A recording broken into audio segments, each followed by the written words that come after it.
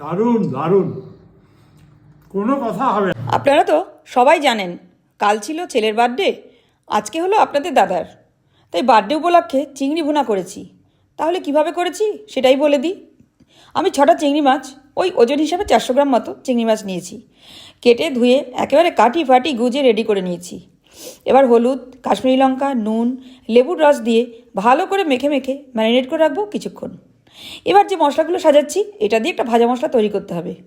Fry pan গরম করে গোটা জিরে, গোটা ধনে, গরম মশলা, গোলমরিচ, জিরে, 2টো শুকনো লঙ্কা, একটা বড় এলাচ, 2টো তেজপাতা খালি খোলায় হালকা হালকা করে ভেজে নেব।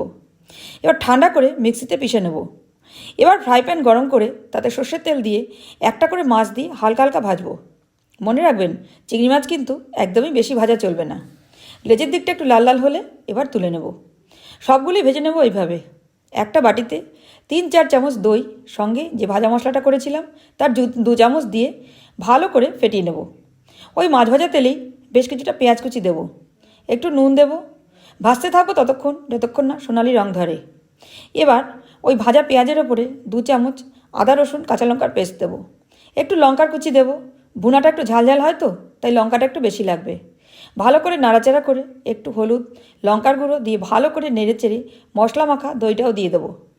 বাটি ধুয়ে 1 বাটি জল দেবো। খুব ভালো করে কষাবো যতক্ষণ না পর্যন্ত এরকম তেল ছেড়ে ছেড়ে আসে। এবার অল্প অল্প করে জল দিয়ে নেড়ে চেড়ে ফুটতে দেবো। ভালো করে ফুটে গেলে ভেজে রাখা মাছগুলো দিয়ে দেবো একটা একটা করে। এবার একটু চিনি দেবো। গ্যাস কমিয়ে ঢাকা দেবো অন্তত 15 মিনিট। 15 মিনিট পর দেখাচ্ছি, দেখুন কি সুন্দর দেখতে হয়েছে। এবার কিছুটা কাঁচা লঙ্কা কুচি ওপর থেকে দিয়ে দেবো।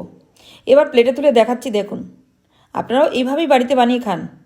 প্লিজ প্লিজ আমাকে কমেন্ট করে জানান।